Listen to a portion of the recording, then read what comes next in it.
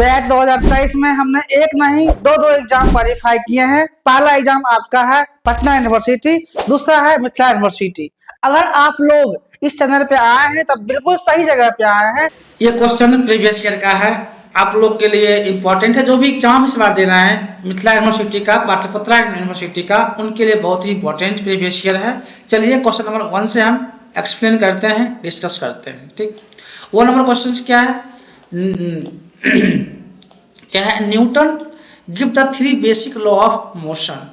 Newton sir क्या दिए थे? 3 लॉ ऑफ मोशन दिए। दिस रिसर्च इज कैटेगरी, वो किस कैटेगरी में रिसर्च, किस कैटेगरी में? जो न्यूटन सर 3 लॉ दिए हम लोगों के बीच, वो किस कैटेगरी का रिसर्च होगा? आपका यहाँ पर कैटेगरी पूछ रहा है रिसर्च का। तो डिस्क्रिप्टिव क्या होता है? एज पर डिस्क्राइब, सिर्फ डिस्क्राइब करता है, एज इट इज रहता है तो आपका डिस्क्रिप्टिव होता है, तो डिस्क्रिप्टिव होगा नहीं। अप्लाइड रिसर्च क्या होता है? जो मतलब टीचर स्टूडेंट के लिए जो पढ़ाते हैं, समझाते हैं, वहाँ पर कौन सा रिसर्च होता है? अप्लाइड रिसर्च होता है। तो ये नहीं रहा। जो न्यूटन सर का लॉ है fundamental research, yes yes yes, यही है जो न्यूटन सर का लॉ है। वो क्या है? Fundamental research. जो स्टार्टिंग से उन्होंने उस चीज पर काम किए न्यूटन सर, और बताए दुनिया को कि उन्होंने 3 बेसिक लॉ दिया। कौन? न्यूटन सर दिया। एक फंडामेंटल रिसर्च है। सैंपल सर्वे जी नहीं, सर्वे नहीं होता है वहां पे। क्या होता है? जो न्यूटन सर 3 फंडामेंटल लॉ दिए, ठीक है, मोशंस के रिगार्डिंग। तो क्वेश्चन नंबर 2 आते हैं। A study is based on 30 people. मान लीजिए हम 30 पीपल्स का स्टडी करते हैं अक्रॉस, उसको 3 ग्रुप में। What type of study is this? ये किस टाइप का स्टडी होगा? जब हम 30 पीपल का स्टडी एक ग्रुप में करेंगे तो किस टाइप का स्टडी होगा? देखिए, तो चूंकि 3 फोकस ग्रुप है तो स्ट्रक्चर्ड में तो होगा नहीं, चूंकि 3 फोकस ग्रुप है तो सिक्वेंशियल है ना, स्ट्रक्चर्ड होगा नहीं, नहीं होगा। क्वांटिटेटिव नहीं होगा, चूंकि क्वांटिटेटिव ज्यादा नंबर्स के फॉर्म में नहीं है, क्वांटिटेटिव होगा नहीं। क्वालिटेटिव क्या होता है आपका? क्वालिटेटिव स्टडी होता है जब 3 में डिवाइड कर देते हैं। क्वेश्चनाइजर सिस्टम से फॉलो नहीं करता है, यानी कि क्वालिटेटिव स्टडी। ठीक है, क्वेश्चन नंबर 3 की ओर आते हैं। 3 क्या है? Which of the following research types aims to explain why particular phenomenon of a situation occurs. यानी कि कुछ पर्टिकुलर जो फिनोमेनन क्रिएट होता है, सिचुएशंस क्रिएट होता है। क्या कह रहा है? पर्टिकुलर फिनोमेनन जो सिचुएशंस क्रिएट होता है वो किस टाइप के रिसर्च में होता है। Okay, research type aims to explain why particular phenomenon और सिचुएशंस अकर्स। तो वो जो होता है आपका एनालिटिकल रिसर्च में होता है। किसमें होता है? एनालिटिकल रिसर्च में होता है। पर्टिकुलर प्रॉब्लम को एक्सप्लेन किया जाता है सिचुएशन, समय के अनुसार। अप्लाइड रिसर्च क्या होता है हम पहले बता चुके हैं, बहुत सारे क्लास में इसको एक्सप्लेन कर चुके हैं। डिस्क्रिप्टिव कर चुके हैं, नहीं होगा। फंडामेंटल अभी जस्ट किए हैं, डिस्क्राइब नहीं होगा, यानी कि आपका इसमें एनालिटिकल रिसर्च राइट ऑप्शन होगा। 4 नंबर क्वेश्चन क्या है? Which of the following research type is concern with the collecting and analysing data through observations और एक्सपेरिमेंटेशन। यानी कि जो इसमें रिसर्च दिया हुआ है, इसमें से कौन सा रिसर्च होगा सही? कि type is concern with the collecting and analysing data. जो डाटा हम कलेक्ट करते हैं उसके बाद एनालाइज किया जाता है। ऑब्जर्वेशन या एक्सपेरिमेंटेशन किस मेथड से करते हैं? तो इसमें जो आपका हो जाएगा, यहाँ पर कोई कंसेप्चुअल मेथड नहीं लगता है। ठीक है, डाटा कलेक्ट किया जाता है ना, उसको फिर उसको ऑब्जर्वेशन करते हैं, एक्सपेरिमेंट किया जाता है। तो ये आपका जो पार्ट होगा, ये पार्ट एम्पिरिकल रिसर्च का होगा। एम्पिरिकल रिसर्च का राइट पाथ होता है। ठीक, मिक्स्ड मेथड रिसर्च नहीं होता है। ऑल ऑफ द, तो कोई सवाल ही नहीं उठता है, यानी कि आपका empirical research is the right. Question number 5 की ओर बढ़ते हैं। 5 क्या है? Inductive theory is one that. Inductive IPG, इससे पहले भी अगर मेरा आप प्रॉपर देख रहे होंगे लेक्चर, तो वहां पर सब कुछ हमने मेंशन कर रखा है, शॉर्ट ट्रिक भी दे रखा है। आईपीजी और डीजीपी जो शॉर्ट ट्रिक होता है, अगर आप लोग इसको कर लीजिएगा, चाहे नेट का क्वेश्चन हो, पैट का क्वेश्चन हो, बेट का क्वेश्चन हो, कोई भी क्वेश्चन हो, आप इसको इजिली सॉल्व कर सकते हैं। आईपीजी मतलब इंडक्टिव हो गया, particular to general, D for deductive, general to particular, ठीक है। तो इसमें क्या करा, inductive theory is one that, inductive theory इसमें क्या है, ठीक ना, इन्वॉल्व टेस्टिंग नहीं होता है hypothesis के लिए, does not allow finding to feed back into stock of knowledge, जी नहीं, यूज ऑफ क्वालिटेटिव मेथड्स नहीं, अलाउ क्या है, इंडक्टिव, जनरल टू पार्टिकुलर, यही तो कहानी है थ्योरी। क्या होता है, theory emerge out of the data, यही तो आंसर हो जाएगा। जो थ्योरी से जनरल से पार्टिकुलर में, वही आपका allows theory to emerge out of data is the right option, यानी कि डी सही होगा।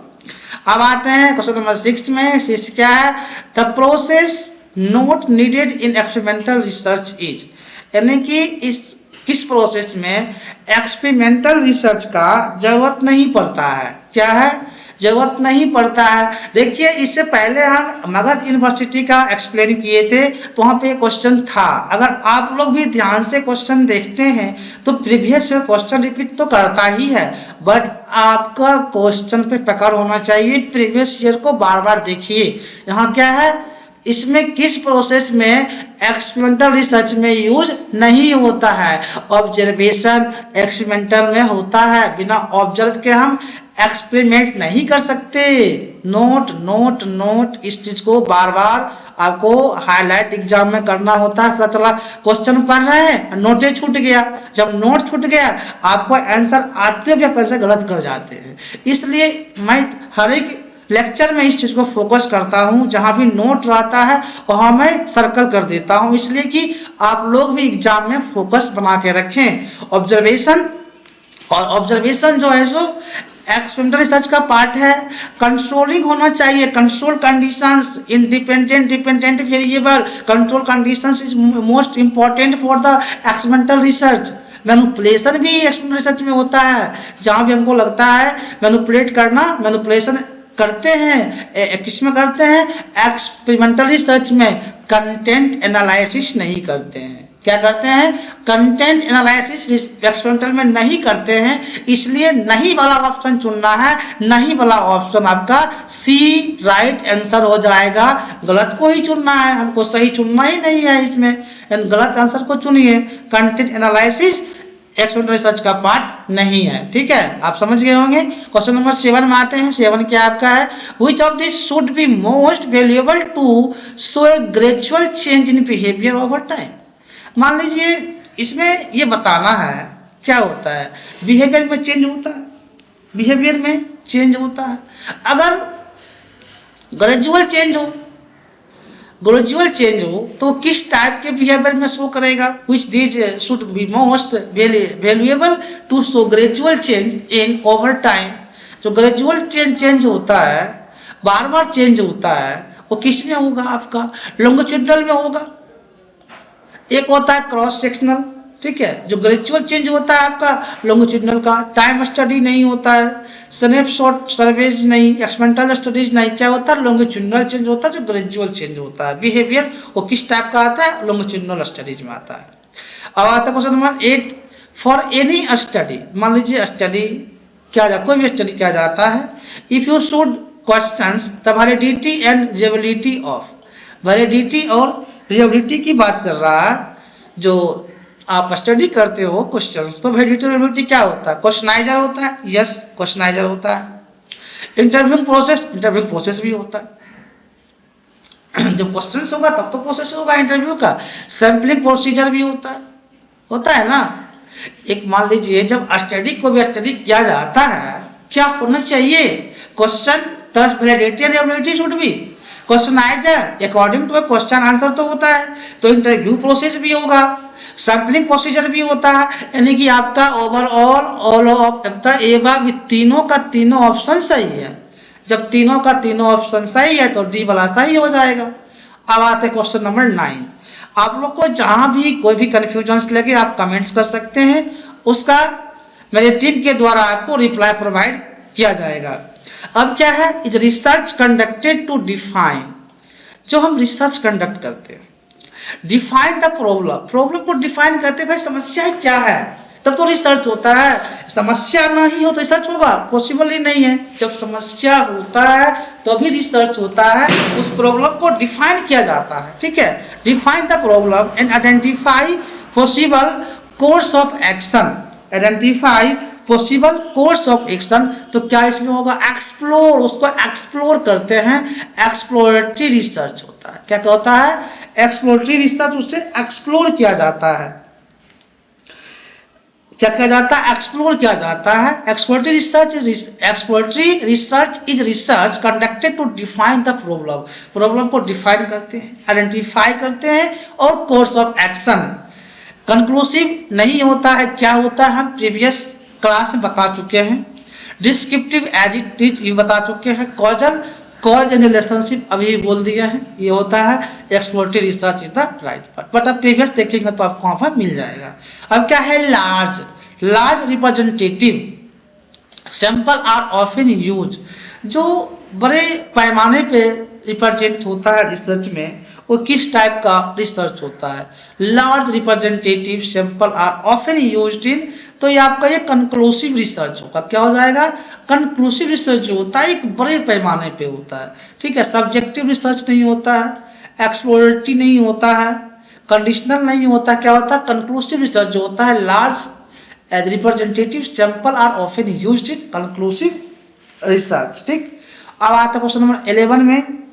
11 क्या है, what is the name of the conceptual framework, क्या है, इसमें नाम बताना है कि conceptual framework in which research is carried out, जो कंसेप्चुअल फ्रेमवर्क है उसमें रिसर्च कैरिड आउट क्या होता है।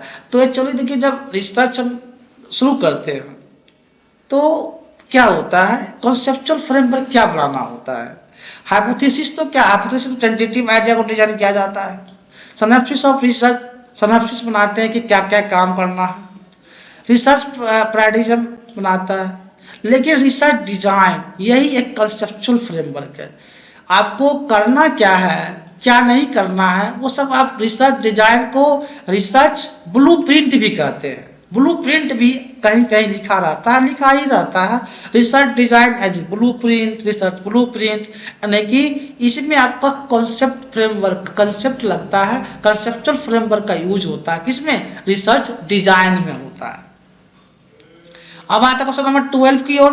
12 क्या है, what is the required prior to pursuing the research, क्या इसमें रिक्वायर है जब रिसर्च स्टार्टिंग, मतलब उसमें हम प्रवेश ही करते हैं तो उसमें क्या जरूरत होता है, रिसर्च स्टार्ट किया जाता है, ठीक है।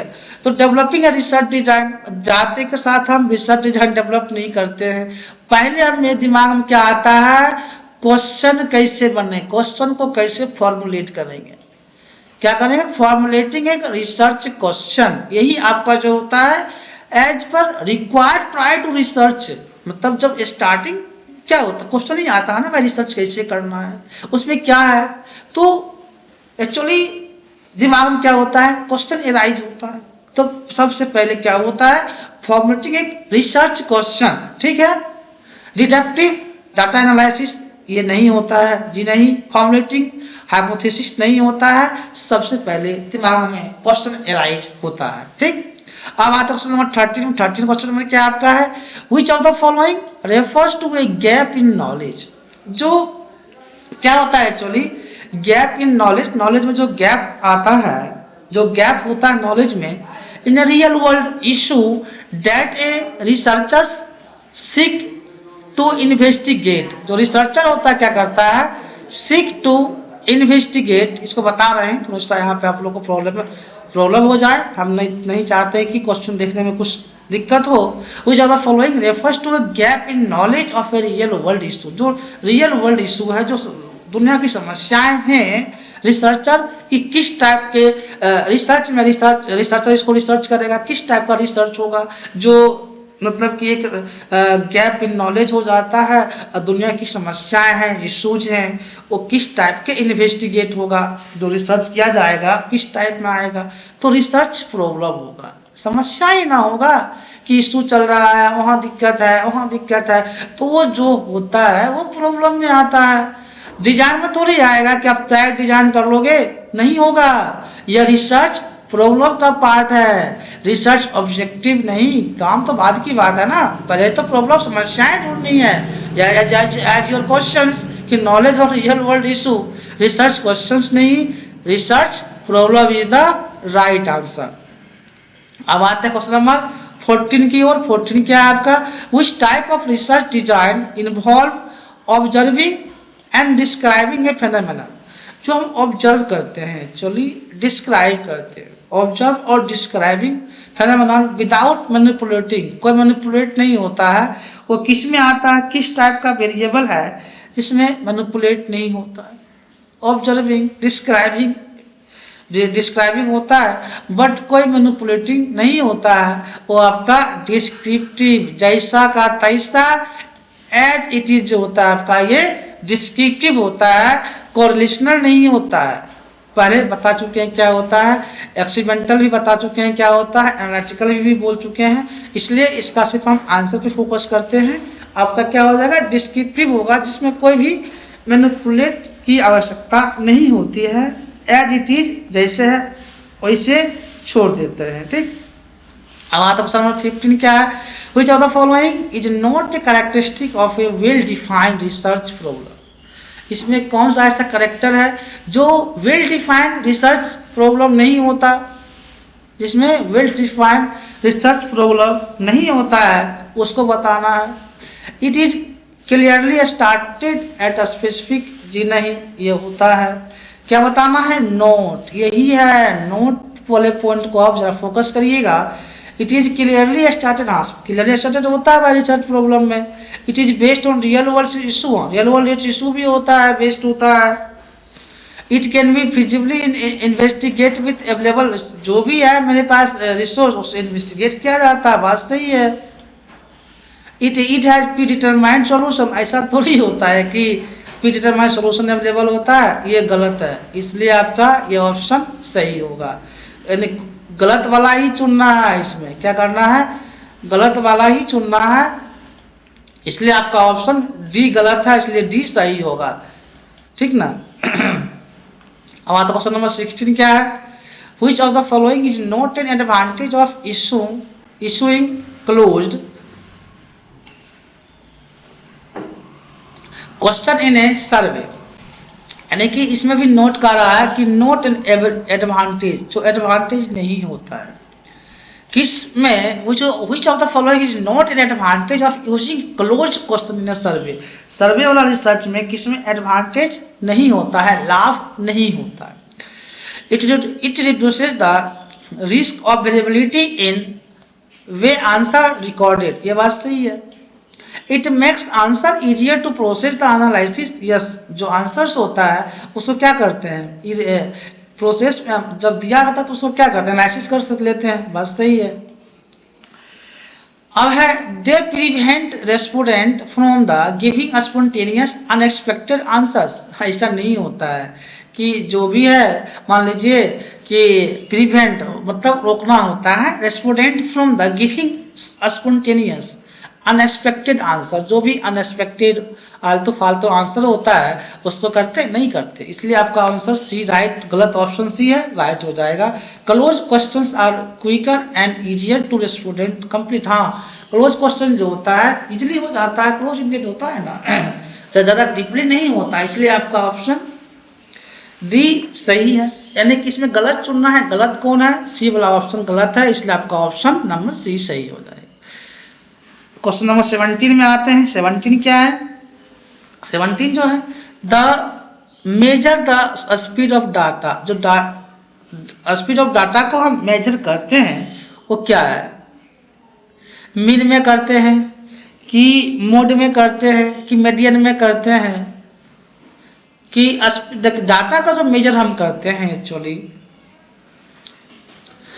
मिन में भी करते हैं, मोड में भी करते हैं, मीडियन में भी करते हैं, सब में करते हैं। None of the above is correct.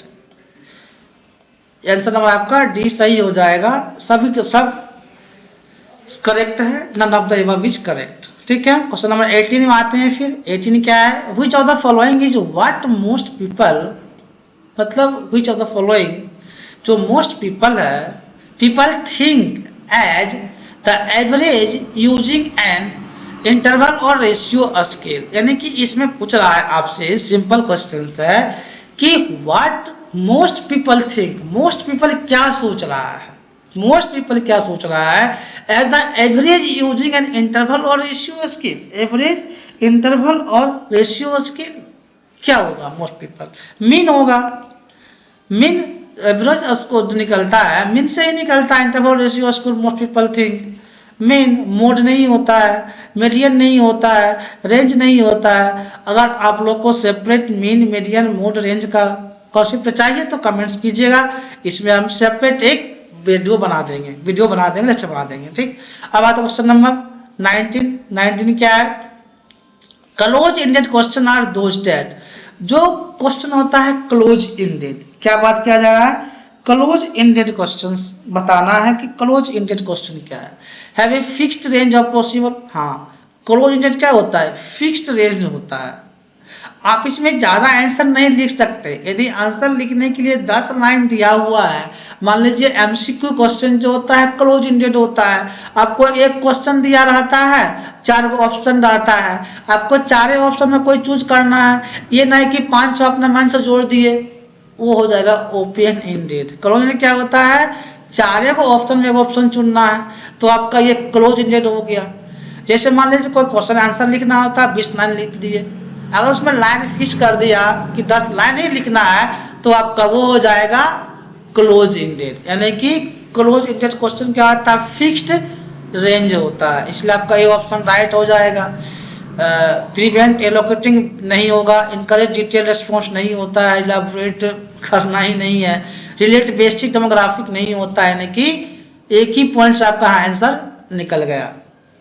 अब आता क्वेश्चन नंबर 20 क्या है, all of the following are recognise, जितना भी इसमें दिया हुआ है option, as disadvantage of using telephone interviewing, जो टेलीफोन पर इंटरव्यू होता है, telephone interviewing to collect research data except, इसमें क्या एक्सेप्ट मतलब क्या वही है, क्या नहीं होता, क्या अलग है, क्या अलग है। All of the following are recognized as disadvantage of using telephone interviewing, जो telephone interviewing होता है to collect research data except no interviewer bias, ये क्या होना चाहिए, no interviewer bias is the right answer। limited simple questions नहीं, ऐसा भी नहीं होता है। no use of stimuli गलत हो सकता है, low quality of data हो सकता है, but disadvantage पूछ रहा है ना, disadvantage जो है, डिसएडवांटेज एक्सेप्ट वाला है, तो आपका ये नो इंटरव्यूअर वायसनेस नहीं होना चाहिए, ये राइट ऑप्शन हो जाएगा। और 21 नंबर 21 क्या है, which of the following is not one of the broad categories of experimental designs, यानी कि which of the following is not one of the broad category, कौन सा ब्रॉड कैटेगरीज नहीं है, क्या है नॉट, कौन सा ब्रॉड कैटेगरी नहीं है एक्सपेरिमेंटल डिजाइन में, एक्सपेरिमेंटल डिजाइन में कौन ब्रॉड कैटेगरीज नहीं है, तो पोस्ट एक्सपेरिमेंटल डिजाइन पोस्ट होता है, प्री एक्सपेरिमेंटल डिजाइन भी होता है एक्सपेरिमेंटल रिसर्च में, ठीक है, true experimental, all of them are category, जितना भी है ये सारे के सारे इस कैटेगरी में इन्वॉल्व होते हैं। मतलब not one of the broad category experimental design, not मतलब सारे के सारे इन्वॉल्व नहीं होते हैं। अकॉर्डिंग टू योर क्वेश्चन में क्या कह रहा है कि not one of the broad categories of experimental design, इसका ब्रॉड कैटेगरी क्या नहीं होता है, तो पोस्ट, प्री और ट्रू तीनों का तीनों नहीं होता है, यानी कि डी ऑप्शन आपका राइट हो जाएगा। अब आते हैं 22 नंबर क्वेश्चंस। 22 क्या है, वेरिएबल आर वेरिएबल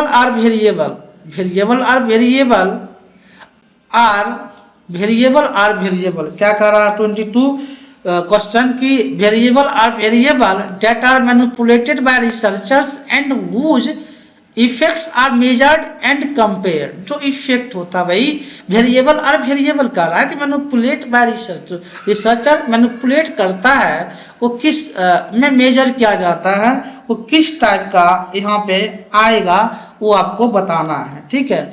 तो वो जो आता है एक्सटेनियस होता है, जो बाहरी वातावरण इन्फेक्ट करता है। बाहरी एक्सटेनियस मतलब क्या होता है, बाहरी होता है, डिपेंडेंट नहीं होता है।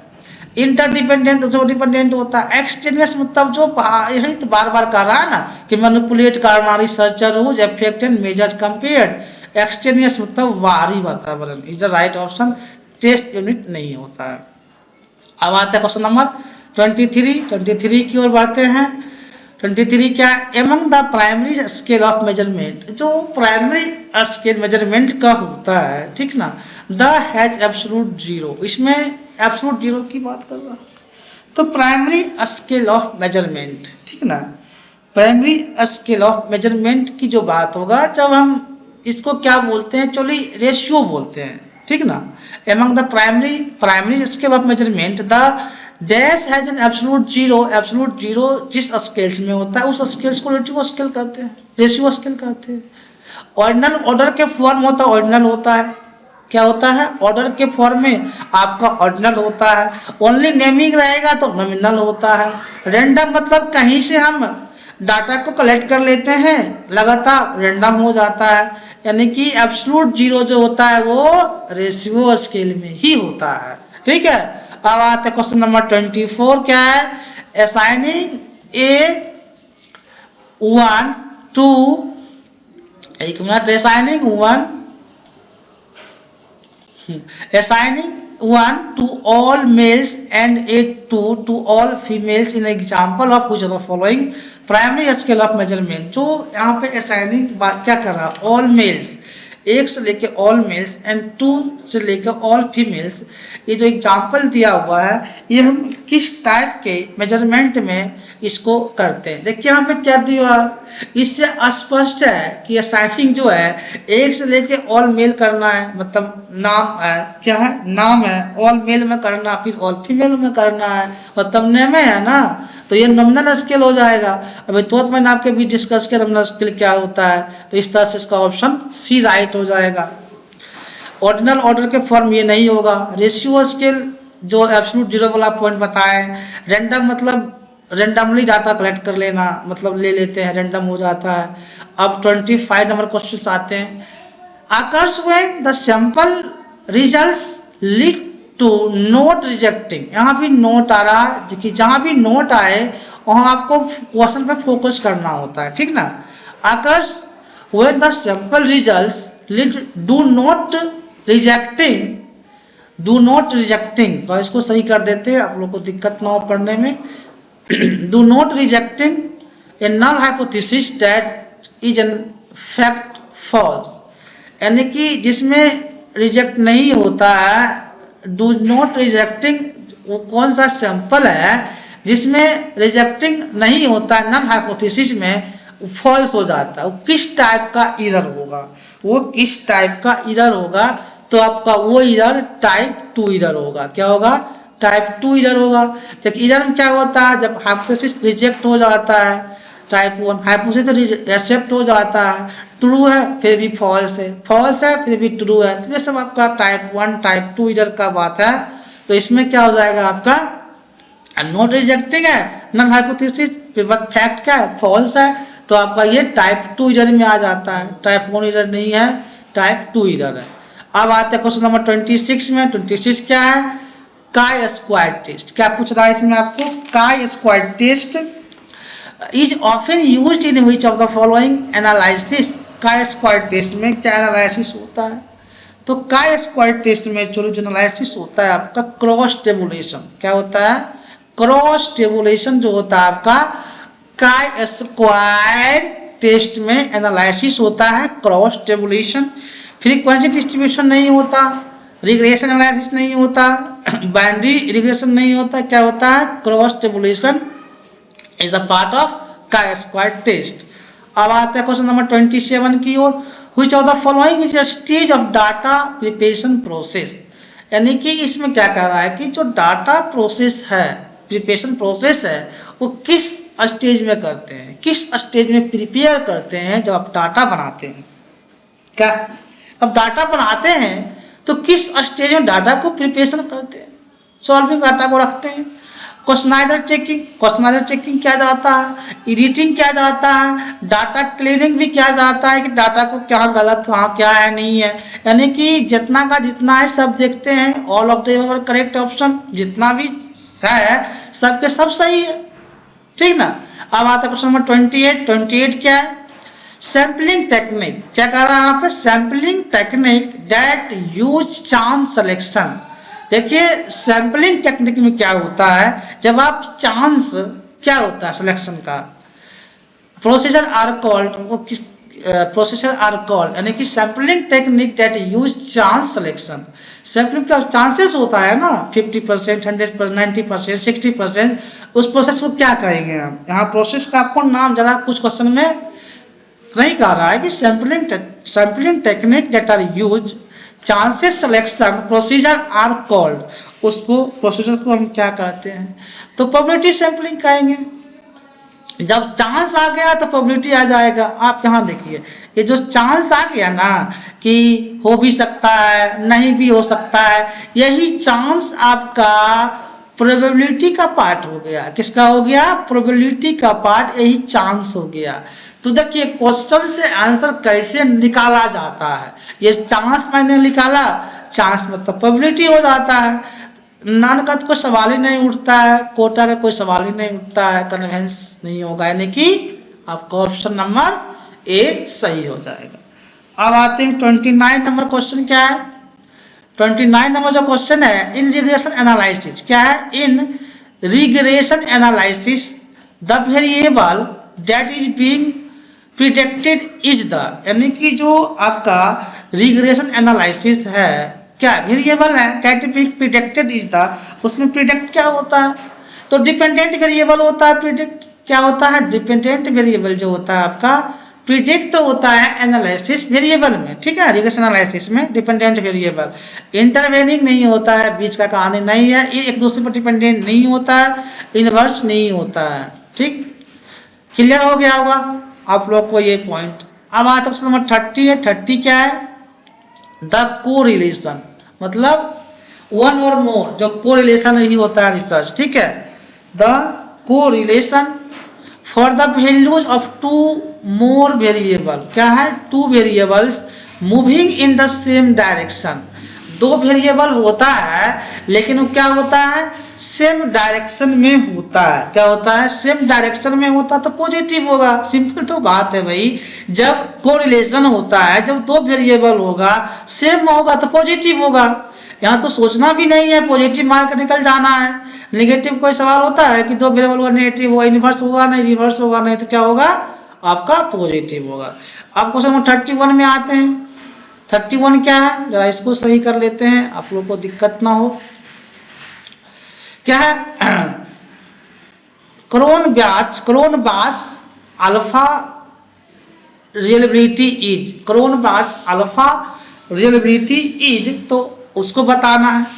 Is the correlation of each item with sum of the items, जी नहीं, ये इसमें नहीं रिलेटिव नहीं होता है। An average of all possible, an average of all possible split half reliability, yes यही आपका सही होगा। चूंकि क्रोनबास अल्फा रिलेबिलिटी जो होता है an average all possible split, क्या है, average all possible split reliability is the right option.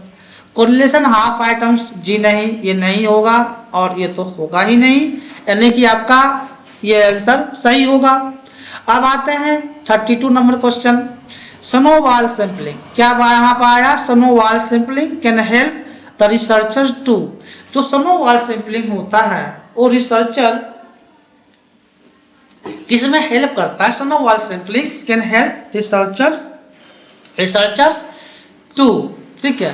तो संख्या स्नोबॉल सैंपलिंग जो होता है एसेस डेविएंट और हिडन पॉपुलेशन, जो छिपा हो, हिडन मतलब क्या होता है, छिपा होना, हिडन मतलब छिपा होना, पॉपुलेशन जो होता है आपका वो स्नोबॉल सैंपलिंग में होता है। सेलेक्ट रेस्पोंडेंट, जी नहीं, सेलेक्ट रेस्पोंडेंट सिस्टमेटिकली सेलेक्ट नहीं होता है, स्नोबॉल में नहीं होता है। तो जो हिडन वाला पार्ट होता है, छिपा होता है, वो आपका स्नोबॉल का है, ठीक ना, सिस्टमेटिकली नहीं होता है। ओवरकम क्या है, नंबर सी ऑप्शन आपका है ओवरकम, यानी कि ये होता है overcome the problem of not having an accessible sampling frame. जो overcome the problem of not, तो समस्याएं नहीं है having an accessible sampling frame, ये बात भी सही है। इस द क्या ये सब आपका सोनोवाल सैंपलिंग में रिसर्च में हेल्प करता है, यानी कि ए और सी दोनों का दोनों सही होगा। ठीक, अब आता क्वेश्चन नंबर 33 क्या है, the standard error is statistical measure of. जो स्टैंडर्ड एरर होता है उसका मेजर कैसे होता है, किससे मेजर होता है, स्टैंडर्ड एरर का। ठीक है, तो the normal distribution of score, जी नहीं, नॉर्मल डिस्ट्रीब्यूशन सिंपल मीन में स्टैंडर्ड स्टैटिस्टिकल के फॉर्मेट नहीं होता है। The extent to which a sample mean is likely to differ from the population mean. हाँ, ये जो क्या कह रहा है, extent to which a sample mean is likely to differ from, क्या है, एक दूसरे लाइक डिफर करता है, differ from the population mean, yes ये सही है, लाइकली टू डिफर मीन, यही होगा आपका एक स्टैंडर्ड एरर स्टैटिस्टिकल मेजर्स में होता है। The clustering off score at each every scale, ये नहीं होता है एक्चुअली स्टैंडर्ड एरर में। द डिग्री टू विच, जी नहीं, ये भी नहीं होता है। अब आते हैं क्वेश्चन नंबर 34 क्या है, मैंने हर एक ऑप्शन पे एक्सप्लेन किए हैं, आप देखिए आपका जरूर एग्जाम क्लियर होगा। पीआरटी पैड और बेट का जो तैयारी करेंगे उनके लिए भी इंपॉर्टेंट है। Which of the following is not a type of non-probability sampling? यहाँ क्या कह रहा है आपको कि इसमें non probability type of sampling कौन नहीं है, यही तो क्वेश्चन में आपको गलत करवाता है एग्जाम हॉल में कि कौन नहीं है। ये आपको बहुत फोकस करना होता है कि इसमें पूछ क्या रहा है कि which of the following is not a type of non-probability sampling, यानी कि नॉन प्रोबेबिलिटी सैंपलिंग में कौन टाइप नहीं होता है। सोनोवाल सैंपलिंग होता है, यानी कि जो ये नॉन प्रोबेबिलिटी सैंपलिंग है सोनोवाल इसमें होता है। कॉन्वेंस सैंपलिंग होता है, यानी कि सोनोवाल भी होता है, कॉन्वेंस सैंपलिंग भी होता है, जो कि किसका पार्ट है, ये नॉन प्रोबेबिलिटी सैंपलिंग का पार्ट है। कोटा सैंपलिंग भी होता है, कोटा सैंपलिंग भी होता है, कोटा सैंपलिंग भी जो है और आपका नॉन प्रोबेबिलिटी सैंपलिंग का पार्ट है। स्ट्रैटिफाइड रैंडम ये नहीं होता है, स्ट्रैटिफाइड जो होता है ये नॉन प्रोबेबिलिटी का सैंपलिंग का पार्ट नहीं होता है, इसलिए आपका आंसर डी सही होगा। गलत कौन है, डी, और गलत वाला ही बताना है, यानी कि stratified sampling non probability sampling का पार्ट नहीं है। ठीक, अब आते हैं सैंपलिंग फ्रेम क्या है। ए सैंपलिंग फ्रेम इज, क्या पूछ रहा है question, a sampling frame is 35 number question. Sampling frame जो होता है a survey of the various stage involve in designing a survey, जी नहीं ये नहीं होता है, क्योंकि सैंपलिंग फ्रेम की बात का क्या किया जा रहा है ना, तो थोड़ी है कि सर्वे जो समरी निकल के आया वो आपका सर्वे के बेस पे वो सैंपलिंग फ्रेम हो जाएगा। Outline view of all the main clusters unit of sample, नहीं, जो भी मतलब ये व्यू है मेन क्लस्टर सैंपल का वो थोड़ी सैंपलिंग फ्रेम, ये भी नहीं होगा। हाँ, a list of all unit, जितना भी लिस्ट है ना, a list of all the units in the populations from which a sample will be selected, जो आप सैंपल सेलेक्ट करते हैं।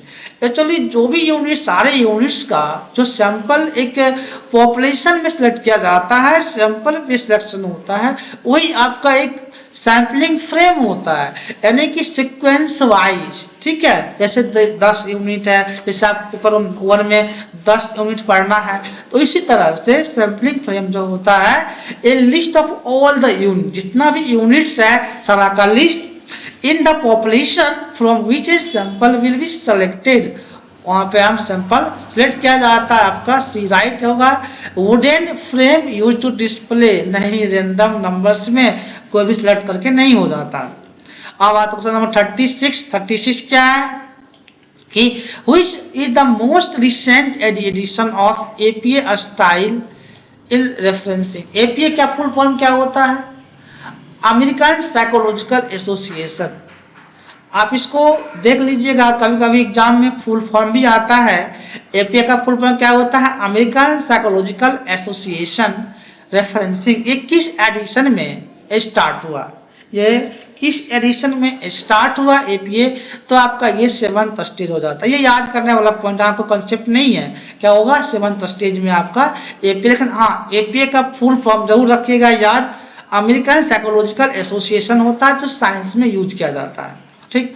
द टर्म, और अब आते हैं क्वेश्चन नंबर 37 क्या है? The term intellectual property rights cover. जो इंटेलेक्चुअल प्रॉपर्टी कवर किया जाता है वो किस टर्म में कवर होता है? आपका intellectual property, the term intellectual property right cover.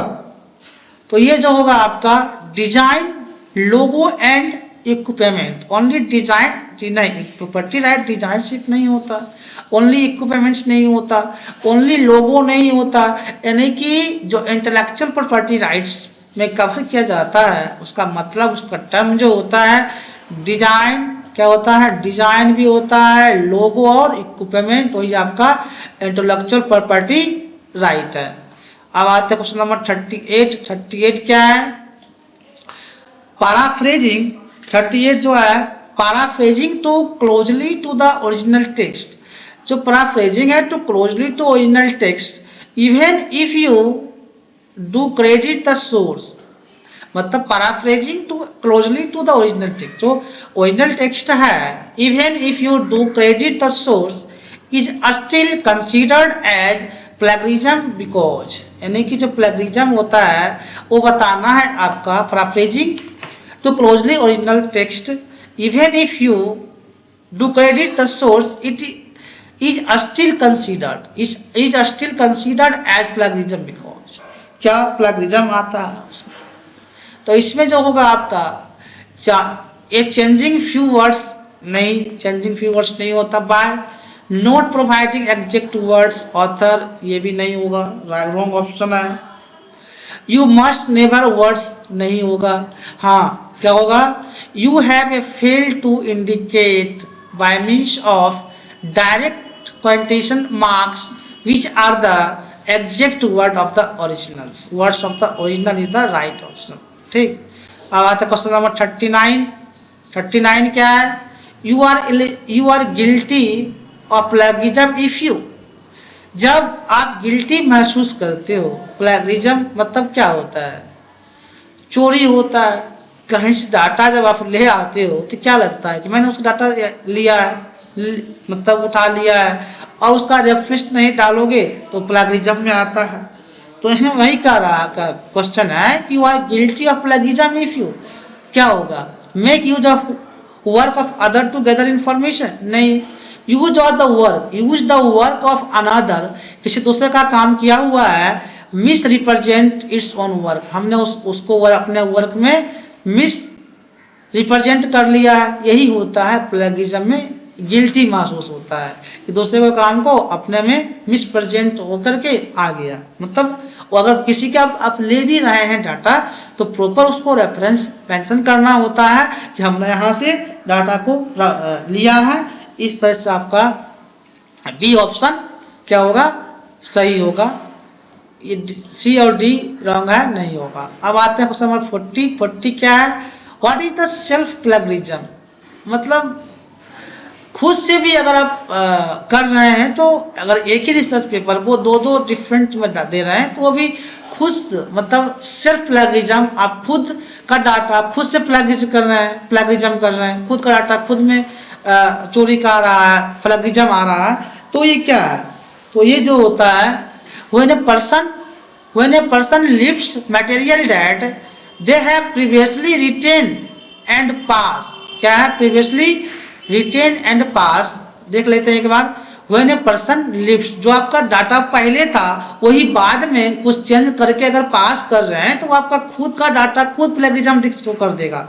इसलिए एक डाटा को दो बार 3 बार उसको प्रकाशित नहीं किया जाता, एक डाटा को एक ही बार किया जाता है पब्लिश, ठीक है।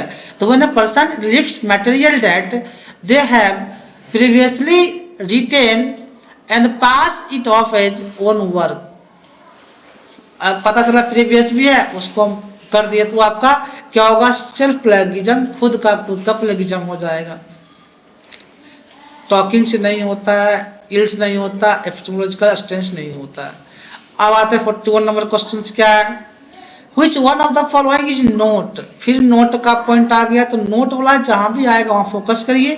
Which one of the following is not the useful search engine, इसमें कौन सा यूजफुल सर्च इंजन नहीं है रिसर्च एक्टिविटीज के लिए, कौन सा यूजफुल सर्च इंजन नहीं है रिसर्च एक्टिविटीज के लिए। देखिए बेस रिसर्च के लिए है, माइक्रोसॉफ्ट एकेडमिक रिसर्च के लिए है, गूगल स्कॉलर रिसर्च के लिए है, ये डेड स्पिन जो होता है रिसर्च के लिए नहीं है। क्या है, रिसर्च के लिए नहीं है। पूछ क्या रहा है, नहीं वाला पूछ रहा है ना कि कौन रिसर्च सर्च इंजन रिसर्च में एक्टिविटीज का जरूरी नहीं होता है, तो आपका नहीं यही होता है, नहीं वाला option is the right option. ठीक, अब आते हैं क्वेश्चन नंबर 42 क्या है, आईसीटी एप्लीकेशन मतलब information communication technology applications and research is most useful. जो रिसर्च होता है एक्चुअली आईसीटी में, ठीक है, research is most useful for which of the following reasons, for which of the following reasons.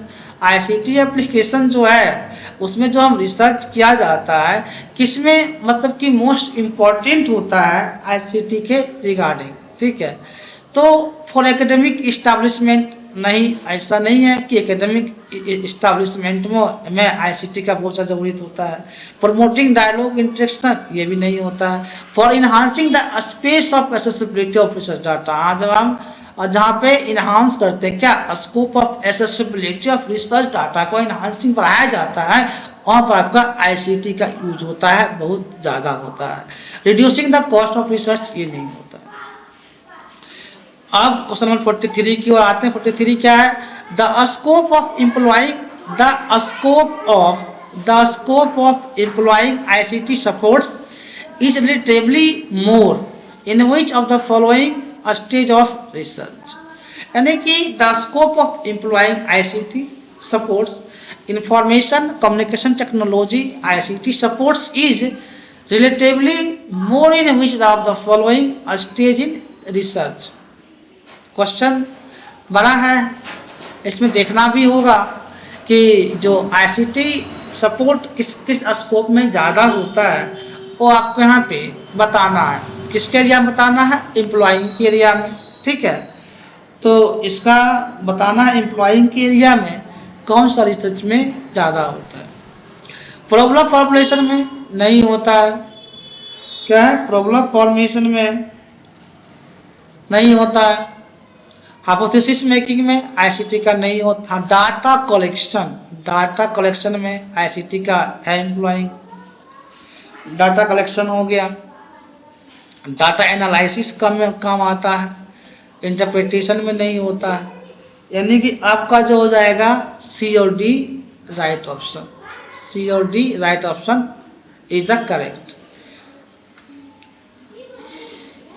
ICT support is relatively more in which of the following stage of research. ICT का किस research किस problem जिसमें ज़्यादा use होता है, तो data collections और data analysis ये दोनों जो पार्ट है इसमें आपका आईसीटी का मोस्ट यूज होता है। ठीक, अब आता है क्वेश्चन नंबर 44 क्या है, which of the following menu is use to insert clip art pictures in presentation in MS PowerPoint 365। यानी कि इसमें जो क्वेश्चन है बता रहा है कि किस मेनू में इंसर्ट करते हैं क्लिप आर्ट पिक्चर, जो पिक्चर शॉप होता है इन प्रेजेंटेशंस इन MS PowerPoint 365, तो इसमें क्या होगा। तो एक्चुअली यहाँ जो हम इंसर्ट बटन को किया जाता है जिससे उस प्रेजेंटेशन को शो कर देता है, यानी कि इंसर्ट होगा। एनिमेशंस को यहाँ पे शो नहीं करता, क्योंकि एनिमेशन क्या है, this is not part of the presentation and but MS PowerPoint 365 clip art के अकॉर्डिंग नहीं होता है, ट्रांजिशंस भी नहीं होता है, design this is the other part, तो आपका यहाँ पर इंसर्ट सही हो जाएगा, क्योंकि जो हिंदी में पढ़ने वाले हैं उनको भी समस्या ना हो, इसलिए हम हिंदी में भी बोलते जा रहे हैं, क्योंकि भले क्वेश्चन इंग्लिश में है लेकिन हिंदी को प्रॉपर देख रहे हैं और इंग्लिश वालों दोनों को किन्हीं को भी समस्याएं नहीं होगा। अब आते हैं 45 नंबर क्वेश्चन क्या है कि द फाइल चार्ट, जो the file that consist of readymade style, जो फाइल है मान लीजिए क्या है, readymade style that we can easily use, जब हम लोग इसको इजिली यूज करते हैं for our presentation is known as, उस प्रेजेंटेशन को क्या कहते हैं। आप लोग को कहीं समस्या ना हो, एक मिनट इसको हम सही कर लेते हैं। यानी कि जो फाइल है, the file that consist of readymade style, जो फाइल क्या है रेडीमेड स्टाइल में है, that we can easily use of for our presentation is known as, तो उस प्रेजेंटेशन को हम लोग क्या बोलते हैं, टेम्पलेट बोलते हैं। जो रेडीमेड बना लो फाइल को प्रेजेंट करने के लिए क्या बोलते हैं, उसको टेम्पलेट बोलते हैं। प्री फॉर्मेटिंग नहीं बोलते हैं, क्या बोलते हैं उसको हम, टेम्पलेट बोलते हैं। ऑटो स्टाइल नहीं, विजार्ड नहीं कहता। रेडीमेड तो मतलब कि थोड़ा फास्ट में कुछ रेडीमेड तैयार कर लिया जाए स्टाइल को, उसको प्रेजेंट करना है तो टेम्पलेट बना दीजिए, टेम्पलेट बना दिए बन जाता है, टेम्पलेट बन गया, उसी को प्रेजेंट कर देना है। This is the part of the power point, ठीक ना, पावर पॉइंट का पार्ट होता है और टेम्पलेट होता है। अब आते हैं, ये सब क्वेश्चन आपका आईसीटी का है, इंफॉर्मेशन कम्युनिकेशन टेक्नोलॉजी का क्वेश्चन है, आईसीटी का क्वेश्चन है, ठीक ना। What is the shortcut key to insert a new slide in PowerPoint, यानी कि इसमें आपका जब न्यू स्लाइड करना होगा तो पावर पॉइंट में शॉर्टकट की क्या होता है, जो आपको एक नया स्लाइड पावर पॉइंट में शो अप करेगा। शॉर्टकट की पूछ रहा है तो शॉर्टकट की जो होता है कंट्रोल एम आप करेंगे तो वहां पर शो कर देता है, क्या कर देता है, कंट्रोल एम करने के बाद आपका नया स्लाइड पावर पॉइंट में शो अप कर देता है, ठीक। कंट्रोल एन से नहीं, कंट्रोल पी से नहीं, किससे होता है, कंट्रोल एम से होता है। अब आते हैं क्वेश्चन नंबर 47, क्या है क्वेश्चन नंबर 47 क्या आपका है कि the len function in Microsoft Excel, the len function in Microsoft Excel belongs to which of the following category, यानी कि जो लेन का काम है फंक्शन, ठीक है, मतलब वर्क कार्य होता है माइक्रोसॉफ्ट एक्सेल में, तो एक किस कैटेगरी में बिलोंग करता है, उस कैटेगरी को बताना है कि किस कैटेगरी में बिलोंग करता है, ठीक है। Functions Microsoft Excel belong to this category, और किस कैटेगरी में बिलोंग करता है, तो वो आपका टेक्स्ट के फॉर्म में बिलोंग करता है। टेक्स्ट मैथमेटिकल टर्म में बिलोंग नहीं करता है, फाइनेंशियल में बिलोंग नहीं करता, लॉजिकल में नहीं करता, किस में करता है, वो टेक्स्ट के फॉर्म में बिलोंग करता है, ठीक। अब इस सीरीज का 48 नंबर क्वेश्चन देखते हैं, क्योंकि जब भी मेरा सीरीज चलता है तो 50 क्वेश्चन का सीरीज चलता है। Shodhganga is an Indian thesis, Shodhganga क्या है, शोध गंगा जो है सो इंडियन थीसिस है।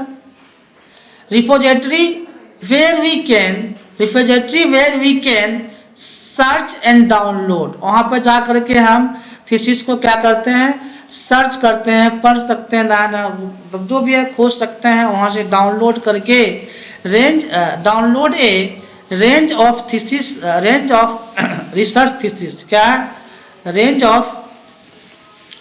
Of research thesis which is run under which of the institutions, किस इंस्टीट्यूशंस में उसको देखा जाता है। 48 इनफिनिट नेट, कौन सा होता है यहाँ पर, आपका इनफिनिट नेट होता है, क्या होता है, इनफिनिट नेट।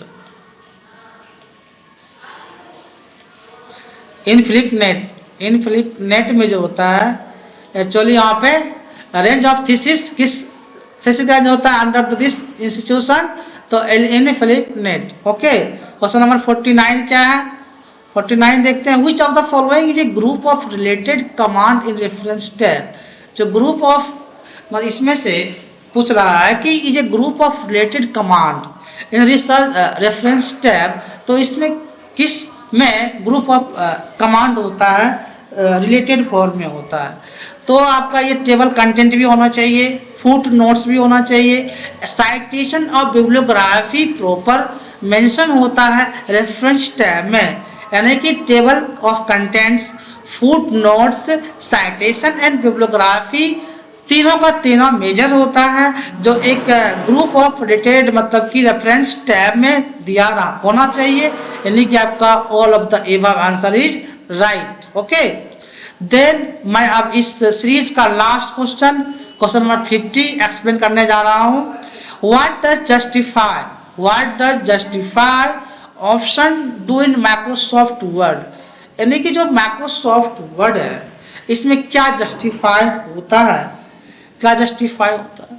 लेफ्ट मार्जिन नहीं, it aligns text to right margin नहीं, it aligns to the text to both left and right margin. हाँ, यहाँ पे जो क्या होता है, it aligns the next to text जो होता है भाई both left to right margin में माइक्रोसॉफ्ट ऑफिस को जस्टिफाई किया जाता है। क्या मतलब कि मेजर्ड किया जाता है, उसको मिला करके एडजस्ट किया जाता है, वही होता है लेफ्ट और राइट में, उसको बोथ मिला करके जस्टिफाई माइक्रोसॉफ्ट वर्ड में होता है। ठीक ना। हाँ, आप लोग के लिए अब सूचना देना चाह रहे हैं कि जिन लोगों को क्विज लगाना होगा, मॉक टेस्ट लगाना होगा, मेरे चैनल पे पोस्ट में क्वेश्चन दिया हुआ है, वहां जाके आप प्रैक्टिस कर सकते हैं और अपने आप को जस्टिफाई कर सकते हैं कि मैं कितना मार्क्स आ रहा है, कितना क्वेश्चन सही कर पा रहे हैं, और उसमें एक्सप्लेनेशन के साथ आंसर दिया हुआ है जो आप लोग के लिए हेल्पफुल होगा ताकि आप लोग का पैट क्वालिफाई हो। Thank you watching for this video.